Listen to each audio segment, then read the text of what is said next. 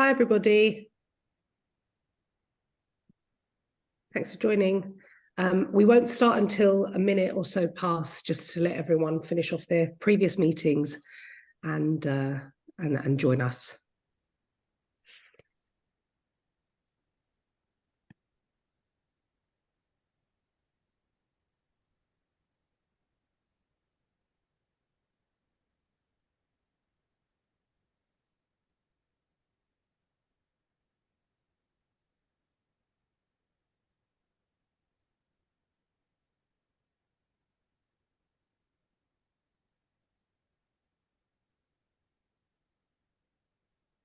I always wanted to have a bit of music for this bit of the webinar.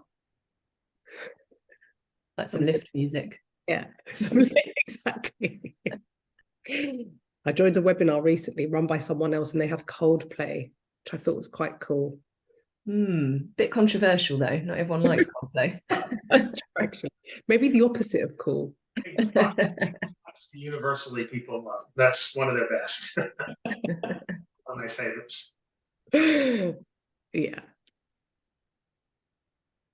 Andy, where are you based actually? I don't know exactly where you're based. I moved to Richmond, Virginia, which is, if you're familiar with DC and where it sits in the geography, it's about 2 hours south of Washington, DC by car. Okay.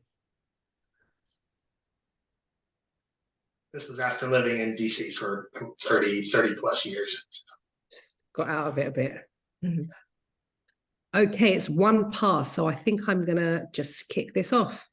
Hi everyone, and welcome to today's webinar where we'll be talking about change management in the legal transformation and innovation space and why it's imperative for anyone who is planning to make any changes to their legal team, particularly in an in-house environment, but also within a legal organization like a law firm. And today I'm joined by 2 fantastic guests. We've got Nikki Thomas, who is a change management lead at Wildfire, which is a change management consultancy, and Andy Morris, who is ex-CIO at a major US law firm and currently self-employed management consultant at Unbiased. Nikki, thank you for joining us today. No, thank you very much. It's a pleasure to be here. So a bit of background on me. As Electra said, I am the change management lead for Wildfire. I'm a workplace psychologist. I've spent half of my career in consulting, so I'm ex-Deloitte, and half working in in-house change teams. And what I'm really fascinated by is the psychology of how you help people adapt and change in the workplace. I've led the change efforts on lots of big transformation programs, and quite often programs that are delivering new tools and new systems into the workplace, into other teams. So I've got first-hand experience of some of the challenges around doing that, which we'll talk a little bit more about later today. Very briefly on Wildfire. So we are a values-driven consultancy, which basically means we care about purpose and relationships and doing the right thing. You know, it's not just all about profit. We design and deliver change projects in organizations, and we've got over 100 freelance members who are change management and transformation specialists. And what I'd say is we've all been trained in a very particular way. So a lot of us are ex-Big Four consultants, we're industry experts, we're business psychologists and coaches. So we really do care about how people experience change. Thanks, Electra. And Andy, great to have you here today. Thank you, Electra. Hi, everyone. Yeah, my name is Andy Morris. I work with an organization called Unbiased Consulting, but prior to that, I had several years doing technology work, delivery of technology, the last 10 to 12 years of my career with law firms. So I've got a particular perspective on what it takes to do in that environment. And I kind of think of myself as a change management fan, if that makes sense. It's been a critical part of my career, time at Accenture. Even prior to that, I was very fortunate to work with folks like Nikki and the people at Wildfire who really helped me understand why change management and the art and the practice and the methodology is so important. So hopefully I'll share a couple of stories later today about what I've done in the past. Hopefully that'll resonate for you. Thanks for having me. Great. Thanks, Andy. Thanks for being here. Just a bit of background as to why I wanted to host this webinar today. The reason is that, and quite bluntly, I'm not that impressed with the pace of fundamental and transformational change that I've seen in the legal industry over the last 6 years since I started TLB. And the industry has absolutely changed, and there's a lot more openness to things like technology and better ways of working. There's terms that didn't exist 6 years ago in everyday language within the legal industry, such as legal operations and legal design, and now they're all there. So we're seeing that change, but we're not really seeing actual transformation. In fact, legal is still one of the most archaic areas in any business, and there is a long way to go before we can match the maturity of some of our other colleagues in terms of how they work. And I've always grappled with this question: is this down to the specialist nature of the work that we do, the regulated element of our profession, or is it that we're just not approaching change in the way that we should? And my hypothesis, my thesis for this webinar is that it's the latter. We're not really trained to manage change. We're not trained to push for change, and we're not trained in any of these areas they're very new to us. And a lot of the initiatives that we're seeing are failing. In fact, 77% of all CLM projects are failing, which is staggering. So I want to kind of get to the bottom of why that is. And I think that good change management can help move us forward in a better way. So I'm now going to hand over to Nikki, our subject matter expert, who's going to talk us through what change management is and what we'll be covering today.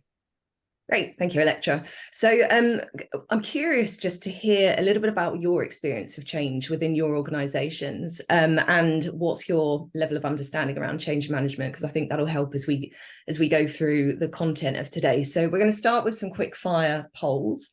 We're then going to talk a little bit about why good design isn't enough when it comes to launching new tech and new processes and tools. We're then going to hear from Andy, who's going to talk through some real life examples where change has gone really well and when it hasn't gone quite so well, which I then think will hopefully tee up the rest of the content quite nicely. So we'll talk a little bit about some of the top things that can go wrong when it comes to change delivery. And then we'll also go through some top tips for how you can address some of these problems. So I hope that you leave with some practical, tangible things that you can go away and start applying to your projects immediately. So we are now going to hopefully go to some polls.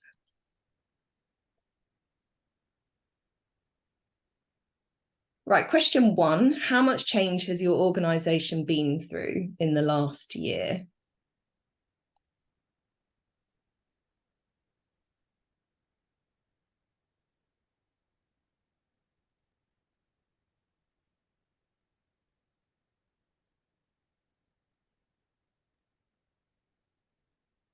Electra, I can't see any of the results. I don't know whether they've popped up. Nor can I. Let me just message.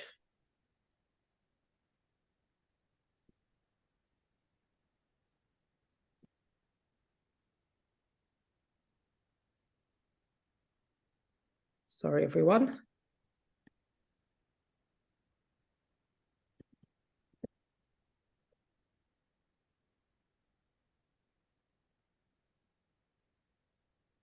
Nikki, do you want to just move to the next question while Nathan fixes that? Okay, so next question. Next year, will there be more, less, or the same amount of change?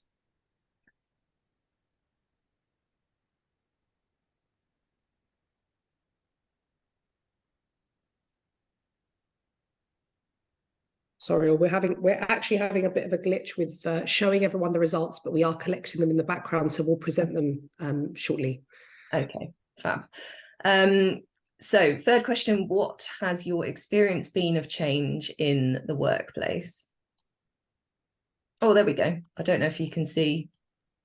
I can see results now. So the answers to question 2. So the majority of people said there will be more change than there was this year. We've also got a decent chunk saying the same amount. So I think it just goes to show there's a lot of change going on within organisations at the moment. Are we now on the third question? So what has your experience been of change in the workplace? So good, bad, neutral.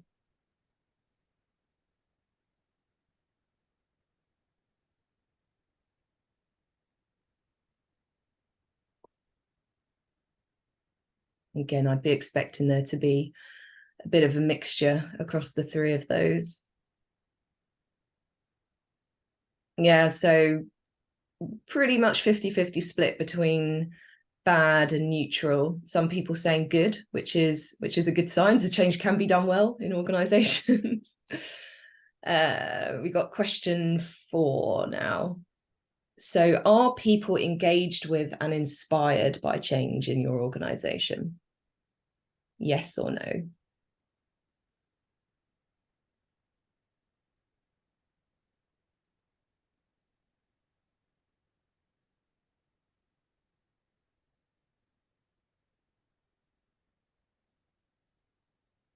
Okay, interesting. So the majority of people are saying yes, that people are engaged with and inspired by change. And then roughly a third saying no. Okay, good. And then the final one, how would you rate your understanding of change management?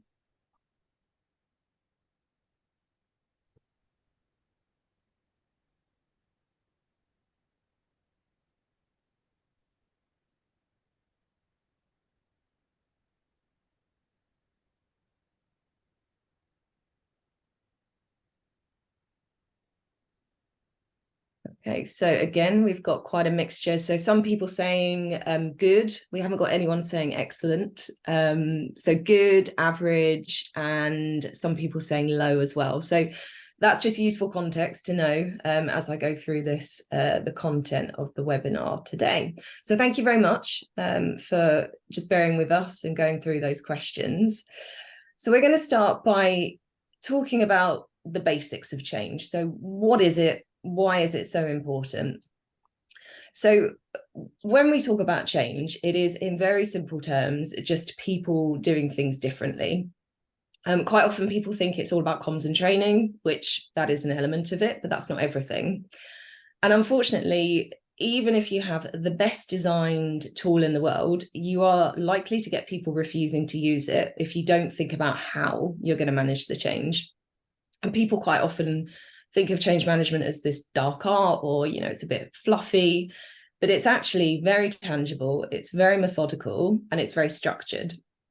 So what this graph here is showing is a dip in performance that happens very naturally when a business releases any sort of change into the environment. So whether it's a new tool, it's a new system, people naturally go through a dip, and change management is basically about minimizing that dip in performance. So you're trying to ensure that any adjustment that people are going through is as smooth as possible, and, you know, they're going through that transition as quickly as possible too.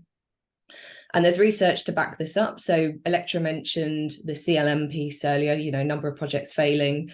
There's research from McKinsey that says a very similar thing. So projects with effective change management return 143% of their expected returns. There's also similar research from a company called ProSci that says if a project has got excellent change management, it is more likely to meet its, I think it was 93% of projects are more likely to meet their objectives, whereas only 15% of projects that have poor change management are likely to meet their objectives. So it's quite clear from the research that there is a very strong financial and benefits related case for doing change management. So what are some of the critical components of change? At Wildfire, we see there as being 6 key areas where you need to focus your change plans. We don't come with lots of off-the-shelf methodologies and solutions for change. We have approaches that very much mirror what you can see on the slide here, but we're not wedded to the theory, and we take a very tailored approach. And the reason for that is, you know, you can have all these whizzy templates and plans, but they're completely pointless if you don't get people behaving and thinking differently, which is why we take a very tailored approach that involves each of these 6 themes that you can see here, and it really puts people at the heart of change. So we're going to touch on these a little bit later today. But for now, I am going to hand back to Electra and Andy. Yeah, thanks for that, Nikki. It's good to understand the context of change management and what it's not. But Andy, before we go into more of the theory on how to apply change management, I wanted to turn to you to ask you more about your own experiences. And firstly, can you just give us a bit of an introduction into your background in the law firm that you worked at previously? Yeah, sure. So I spent about 12 years working for legal. Prior to that, I was at Accenture and did 10 years of consulting, always in the context of technology delivery. And that has been my role. My last role in legal was CIO for a firm based out of Cleveland, Ohio. But I had the opportunity to work for two of the larger firms in the world as well. Now, I recognize that some of our audience today is corporate legal, and maybe the first response is going to be, well, what does big law have to do with the way we work? I will give you some examples or tell you a couple of stories, but I think the fundamentals of change management and what we put in place, what I believe in, apply no matter what kind of company you're dealing with, right? So while my stories might be about big law, I think they're relevant. And I think the things we did from a change management perspective are important. Shall I tell you about one that went well? Yes, please. So this goes back probably 10, 12 years ago. So this was early on. It was a time when e-discovery was there was a big movement, a big change, especially in the technology around e-discovery. The partners that I worked with wanted to take a different route than everyone else was going. So they felt they were losing work due to cost for e-discovery, which if you guys have dealt with, or if you are from big law, you recognize that's one of the biggest barriers to litigation is how do we manage cost? What was going on at the time was movement to offshoring, especially document review, taking it to groups in India and other parts of the world where there was much lower cost. Our partners didn't want to do that. And they also wanted to take and embrace new technology. At that time, machine learning, the very starts of AI and so forth were starting to come into products. And so they wanted to go to market with a very different proposition than what was going on at the time. Myself and the director that was leading the e-discovery practice, we took a step back and said, for this to work, we really want to go with new methods, new ways of working. We wanted to go with the best technology we had at the time, and we wanted to make sure that the people part of this was an important part. So we built this strategy. We presented it to the leadership of the firm. Very different. It was a risk-averse environment, like most law firms are, most corporate legal are, but we won them over. Candidly, we won them over on the early stage, which was the vision, right? We said, this is the vision, this is where we can go. It turned out great. The partners gave us feedback that they felt they were winning the business they should win, and the value proposition was a key part in this e-discovery. Sure, clients will bring their way of doing things, their relationships with other providers for e-discovery, but it made a difference. And the other nice thing about it, there was an adjunct to it that the solution allowed us to open a new line of business around managing e-discovery and managing the data, which actually was a nice little boost. We were kind of wondering, how do we get in on this since we were partners? But it was about a $10 million revenue stream that the firm hadn't seen before on that area. Brilliant. That's a really good example. And I like what you said about winning them over at the vision, because I think that's something that lots of people forget to invest in or don't really understand the value of that. And we see that all the time. People will go and start demoing different tools. For example, I'm taking CLM as the best example of how transformation isn't really working in the way that people usually expect. And there's not enough investment in that. What's our mission as a legal team? What's our vision for this project that we're trying to introduce? And why is it important, not just to us, but to the broader business? And how is it going to add value beyond legal? So I think that investing the time in that and pitching your project to the right audience and tailoring your message to the right audience is imperative for the success of a project. And Andy, that was a really good example. Do you have an example of when things didn't go so well?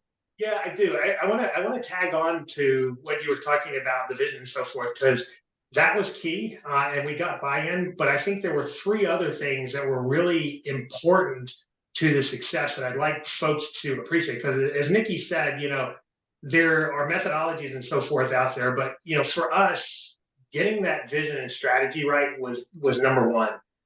But the more important thing, candidly, was what one methodology calls a guiding coalition. And what is that? It's the leaders. It's the leaders in the change, which we started with the vision and strategy with leadership in the firm. But candidly, leaders in change are not necessarily all hierarchical organization leaders, right? We built a strategy of going both up, as going very wide, and looking, I won't say below in a pejorative sense, but looking at junior members of the legal team, and we got people engaged, and we had them going like, yeah, this is good stuff. So key thing, I think that's the most important step of any change. Removing barriers to action. Some people might call it empowering people to take action. We made sure we were educating people both on the methodology. So it was new ways of working.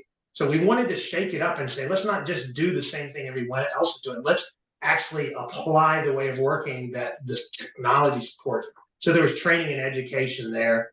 And the other part of that I believe in removing barriers is all the objections. I have a saying that if you don't get people in the boat rowing with you, then they're going to stand on the shore of the river and toss grenades. This is just the way it is. It's human nature. If I'm not rowing with you, then I'm going to throw things at you to say this is what's wrong. There's a book that I came across at that time. I'm a fan of Cotter, who is a leader in change management. I'm looking at my notes here. It's called Buy-In. You can find it on Amazon. This book is brilliant. It is a little business parable that talks about a change process, and it puts characters in based on their research of the 24 most common types of objectors. People that say it's too risky, people say that we've never done it before, et cetera. So I love this book. Get out and get it. I still have a copy of it. I use it whenever I am facing something. Then on the last one, I want to talk about communication. My other favorite saying is, if you think you're communicating enough about the change, you're probably off by a factor of 10. So many people say, well, we don't want to send a bunch of emails. We can't keep pounding them with this. Yes, you can. But the art here is, and I'm sure Nikki will have a point of view on this, is not just make it all an email a week, right? You have to get very creative. We found we got the most engagement, and we were able to do this because of the nature of the offices, what we call chair drops. We literally, on twice weekly, as we were moving to launch, printed out a nice little graphic and a thing to learn today kind of topic, and we dropped it in the lawyers' chairs in each and every one of the offices. So get creative and communicate. So, but you did ask about one that didn't go well. So let me tell you a little bit about that. And I'll tee it up to, this was later in my career, the last firm that I was at. And maybe the background behind this is I got a little too confident in my own leadership abilities and actually forgot some of the good things that I had learned through my career. This one, it was, I won't say it was a disaster, but it was certainly in that group that just didn't work out. We were, the story. So we were looking to introduce Kira. It was a contract review tool. Great technology, great company. Myself and the Chief Practice Innovation Officer said, we're going to make a big bang in the market. We're going to make a difference with the team. And so we put together the plan and strategy, and we knew it was good. We got a couple of folks in leadership to buy in. They said, let's go. We even got the practice group lead for corporate to say, yeah, I like this idea. Let's go forward. Our clients are going to love it. It didn't turn out so well. We never got the adoption we hoped. It never really gained traction, and it kind of drifted off into just being something that was in the kit, but never really utilized after about a 10-month effort. And where we messed up was kind of the inverse of my success story. And it's kind of like, how could we have done this? But we just thought the change was so apparent to us that why wouldn't everybody just jump on board and come screaming at us, give me more, and they didn't. We didn't go wide, and we didn't go deep in our coalition and our leaders. As a result of that, we kind of missed a really silly fundamental thing. And corporate legal will say, yeah, that is a problem. But associates who are motivated to bill in order to reach a goal and to make a living, they're not real keen on saying, I'm going to help you get the 10-hour job done in 2, right? It's just, it's just not natural instinct. And from a vision and strategy, it looked good on PowerPoint, but it just didn't resonate with everyone. And on the barriers, similar things. The associates, we had lots of people lobbying today, particularly from a very risk-averse perspective. So, at the time, Terra was in the market. There was a lot of success stories, but it was, it wasn't bleeding edge, but it was still leading edge. And we had so many people going like, how do we know this thing's not going to miss something? How are we going to, I'm telling my client that we've covered everything. How can I confidently say it? Just constantly lobbing grenades. And, it's tough. It's a very risk-averse environment. And we didn't do as good a job as we could have in addressing those concerns. Yeah, I see that. Andy, just I have a last question for you. Whenever we pitch anything from an ops optimization perspective, the number one question I get from people is, how do I persuade my boss or my team that this is a good thing? So do you have any advice on that? It's pretty straightforward and pragmatic. Just got to do the work. And what I mean by doing the work is this is just natural. Everybody is risk averse. Every industry is risk averse. Every person is risk averse to some degree or another. And if they're not, you actually probably have a different problem, right? They're just willing to go down the path. So I think it's do the work. I mentioned the book Buy-In. That was a great guide, but this is about clearing the objections to the change. And what you need to do is you need to sit down. You need to understand the point of view. You also can do things, little mini tests, right? So we did this with a couple of partners and a couple of associates who were real doubters. And we said, we're going to fund running a contract review by hand, right? We're going to pay the associates. We're going to give them billable hours. And we're going to then have them do it with the tool. And we're going to sit back in a comparison. And we're going to let you tell us how good it is. And so there are things like that about the change. When you can do mini tests, you get the opportunity to do that. But at the end of the day, you can't clear every single concern. You're not going to be able to clear every single risk. But good risk management is simply about acknowledging the risk is there and choosing whether to take action through mitigation or some kind of avoidance, or to accept and just go, you know what? If it doesn't return what we hope, it's okay, right? Because we're going to get something else out of it. So I wish I had something more scientific and easy to do, but it's just fundamentally doing the work. Yeah, great. Thanks, Andy. Just before we hand over to Nikki to talk us through how to do the things that Andy just talked about, I just wanted to say that there's a Q&A function at the bottom, which I'm sorry I didn't mention at the beginning, but if you've got any questions as we go along, please pop them in there. And then at the end of this session, we'll try and answer as many as we can. Nikki, over to you. How do we implement change? Well, hopefully you can see my screen. Yeah. You see that? Brilliant. So Andy's example there is very nicely teed up the rest of the section, and it's fascinating hearing your examples, actually, Andy. I love the idea of a chair drop. I've never done that before. So we're going to talk a little bit about firstly some of the things that can go wrong when it comes to change. So as I'm sure everyone on the call can imagine, all businesses need to evolve, right? Whether that's to stay relevant, to grow. But what that means is there's lots of changes to how an organization operates, or, how people work together. And from Andy's example, there's a real tangible impact of change not being managed well. So here at Wildfire, we've had a chat with some of our members and said, across all of the different projects that you've worked on, across all different industries, what are some of the top 5 things that can go wrong when it comes to change? And what this picture shows is, as you can see, a project life cycle. So the different stages of delivering anything into an organization, whether that's a tool, a piece of technology, a different way of working, even a new culture.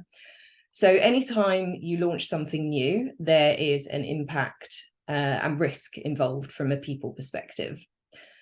And at each stage, if you don't think proactively about change management, what happens is you leak benefits along the way. And that's what these water droplets are, basically wasted effort. So whether that's duplication or resistance, confusion. It's all stuff that you then have to spend time rectifying, and that equates into wasted money. So one of the big issues that we see often at the beginning of a change is no clear vision or rationale for the story. So exactly as Andy was saying, when his change worked really well, really clear vision at the front, at the outset. And the problem is when you don't have a clear vision, a clear story, people just don't engage because it doesn't mean anything to them. You know, they're going to ignore your story, they won't engage, and then you've lost them. So you're wasting more time trying to bring them back into understanding your change. Another example right at the beginning again is if you kick off a project and you've not involved the right people at the leadership level, or you've not taken the time to align them, you're then likely to see resistance. Quite often that manifests in people just not turning up to meetings. So then again, you're wasting more time, you're losing people, so you've got to spend more effort bringing them on board later. Another example a little bit later on is not being clear with people on what's expected of them. So it sounds really simple, it sounds very obvious, but it quite often gets missed. Like you're so wrapped up in, I've got this amazing tool, you don't tell people, well, actually, this is what you've got to do differently. I see both of you nodding there, so that's obviously resonating with you. And, you know, if you're not clear with people, they end up going back to their old ways of doing things. And then you've got to spend more time figuring out, well, hang on, what's gone wrong here? Where do I need to communicate? What do I need to tell people? The next one is not thinking through how you're going to measure adoption. When you don't have clear measures in place, you don't know when you've been successful or not, and you don't know how you can help people who need it. So that's a big one. And then the final one is when the project is finished, as in when you've released your technology or your new tool, that's not when the change is finished. That actually is when most of the work starts around change, because you've got to give a lot of thought around how do you embed, how do you sustain this change so that people don't go back to their old comfortable ways of doing things. So change can be hard, there's no doubt about it, but it really doesn't need to be. When you actively manage the people side in the way that Andy talked through, you're so much less likely to have all of this wasted effort along the way, and you're more likely to deliver a successful project and all of your benefits that come along with it. So we are briefly going to continue the theme of where do we often go wrong, but what we're going to do now is flip it and talk about what we can do differently. So this is where hopefully you'll be given some practical takeaways that you can go away and start applying to your projects immediately. So the first one, speaking too much jargon. And the impact of this is any of your communication and engagement will quite simply be ignored. So what you've got to do here is simplify everything, reduce it back to a bare minimum. There's one thing that one of my colleagues says quite often is, would my mum understand this? And I love it because it's, you know, no disrespect to her mum at all, but it's just saying somebody outside of the project team, if I talk to them about it, would they understand what on earth I'm going on about? So that is always a really good acid test, is would my mum understand this? There's that famous quote as well, if I had more time, I would have written a shorter letter. And I don't know who that's attributed to, but I think it's very pertinent when it comes to communications around change.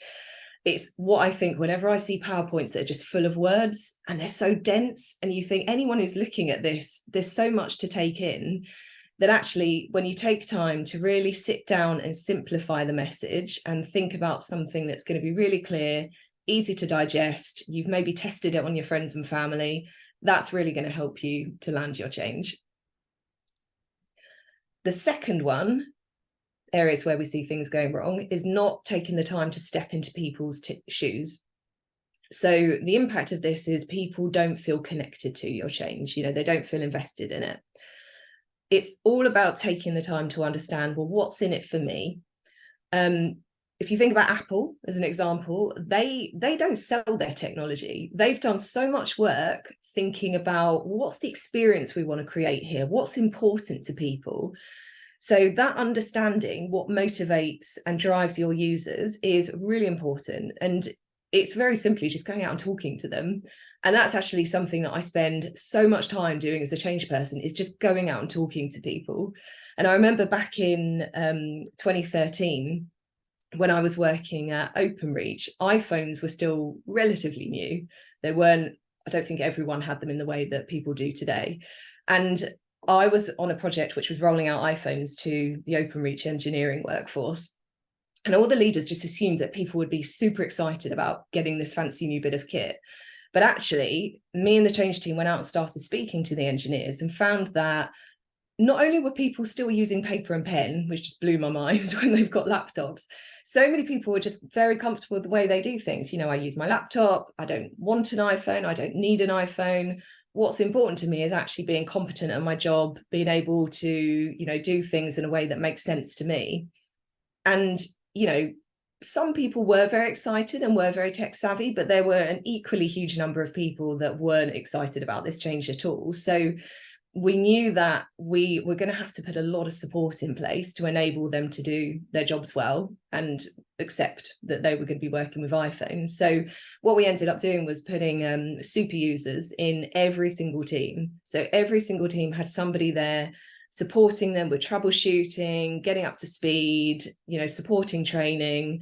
We had loads of support guides, but we were also spent a lot of time convincing leaders that you need to give your teams time and space to practice. You can't give them a tool and expect them to be up and running within a day. You've got to give people that space. And if that means they're going to slow down, their productivity is going to be low for a while, well, that's something that we need to sort of accept and manage and work around.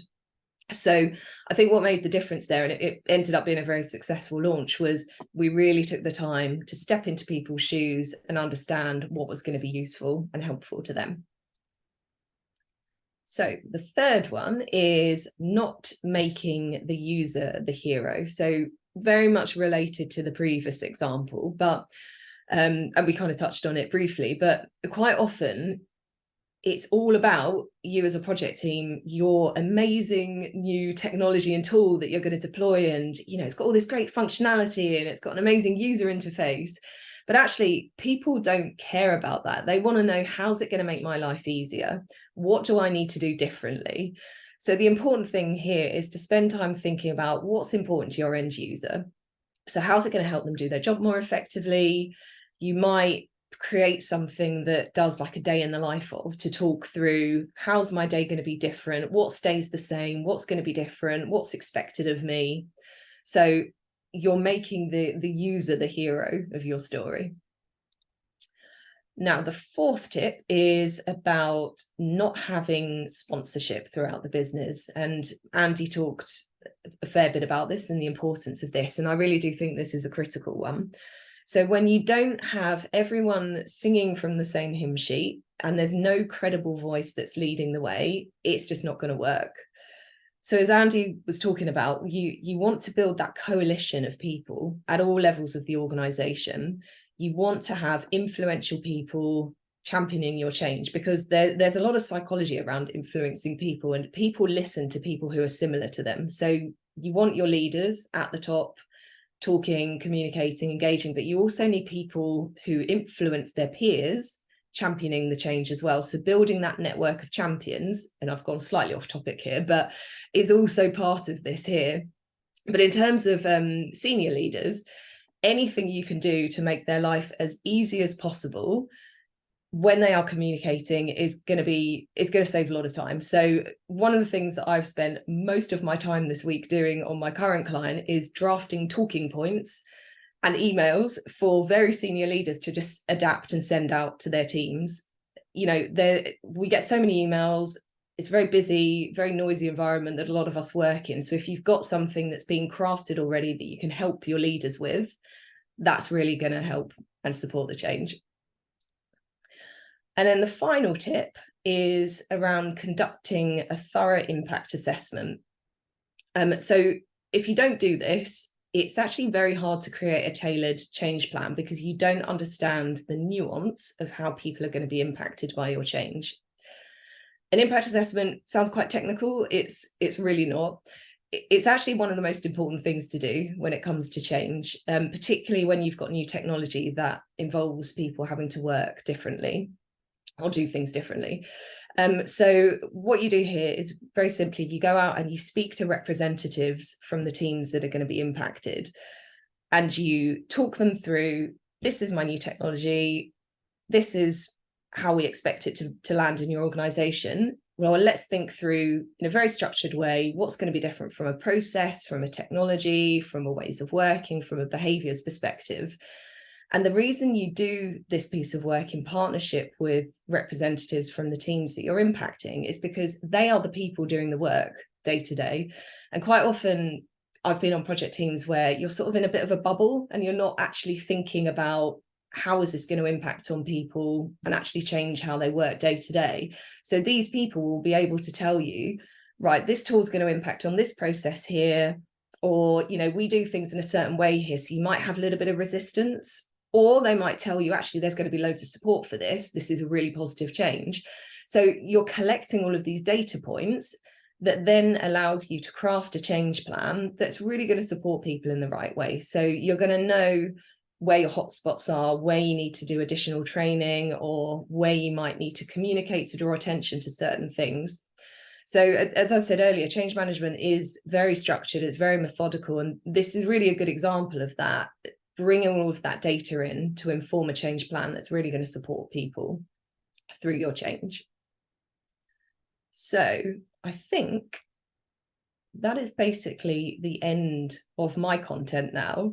I hope you found it useful. I guess just to wrap up, so we talked a bit around change management being a bit of a dark art, sometimes a bit fluffy, but it's actually very methodical, it's very structured. At Wildfire, we often see projects leaking benefits right from the outset because people just aren't at the forefront of the change. It's very easily done, but it's also very easily rectified. And we talked about 5 common things that can go wrong with your change and then how you can rectify these problems. So firstly was making sure that your communications are simple and as clear as possible. Secondly was making the user your hero of your change. Thirdly, taking the time to step into the shoes of your users. Fourth one was having a joined up visible sponsorship. And we talked a little bit about having change network as well. And then the final one was completing a very thorough people impact assessment, very much in partnership with the teams that you're impacting. So if any of this resonates, I think I've just gone off the slides. If any of this resonates and you would like to have a chat to find out a little bit more about Wildfire and how we might be able to help you with a change challenge, there's a QR code here that I'm hoping it should open up an email to me. I'm very happy to have a chat with anyone who wants to, or offer one of our complimentary workshops that we run at Wildfire, which are basically a space for any leader to come and talk through a change management challenge that they're having with one of our change experts, which is completely free of charge. So if that sounds like something you might be interested in, drop me an email. But thank you very much. It was an absolute pleasure to be here today. I'm going to hand over to Andy now just to talk a little bit about where you can find him. Thanks, Nikki. Thanks again for having me here.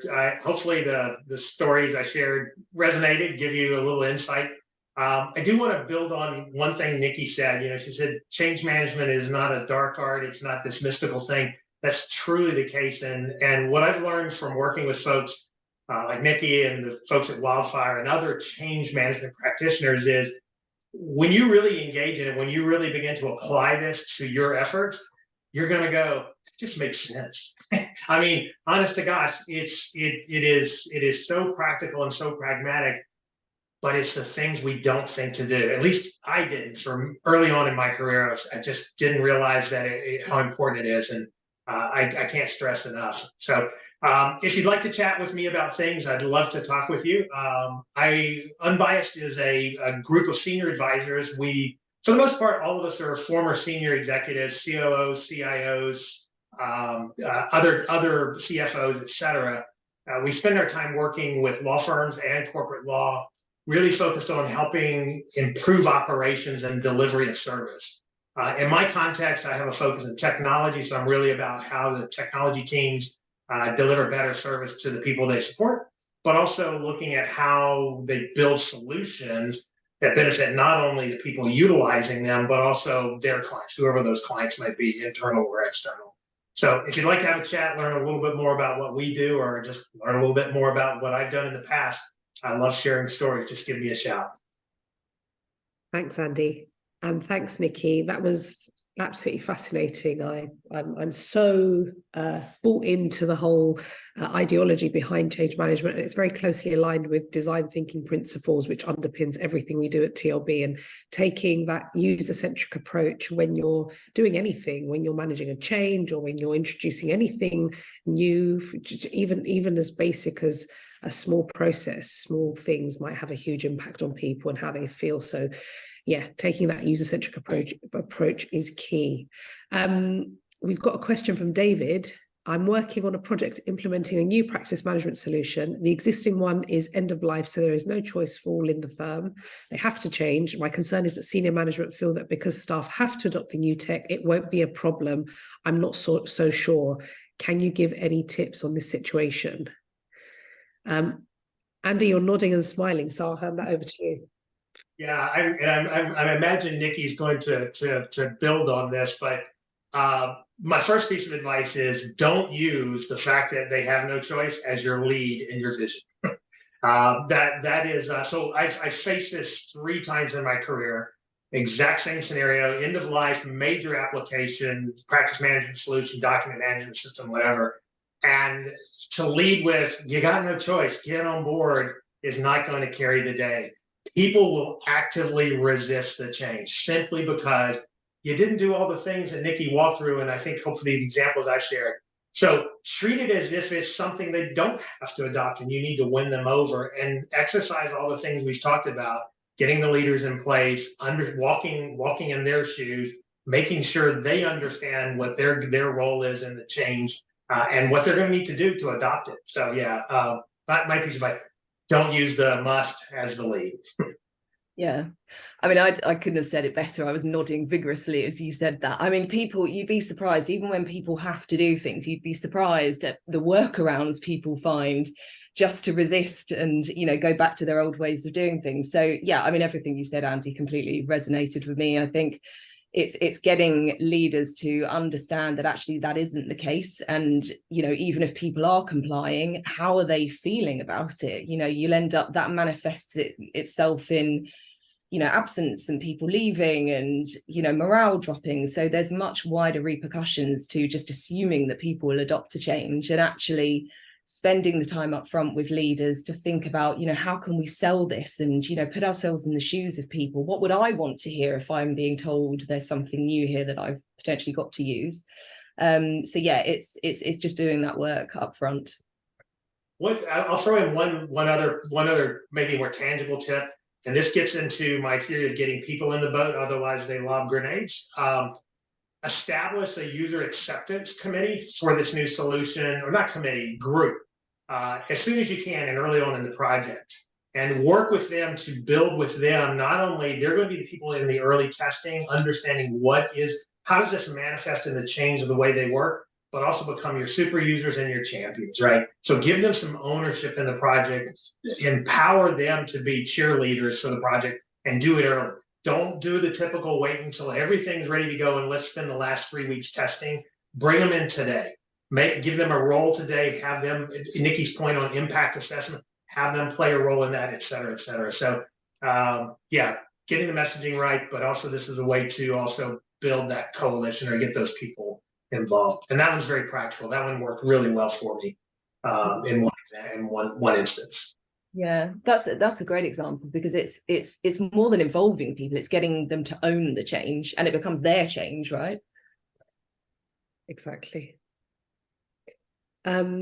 Great. Okay, well, thank you, everyone. If no one's got any more questions, we'll wrap this up and give everyone 10 minutes back. But massive thanks to you two, Nikki and Andy. That was really insightful, and I've learned a lot, so thank you so much. Thank you very much. Everyone who's joined us today, will be circulating a recording of this, and feel free to pass it on to your friends. Thanks, everyone. Thank you very much.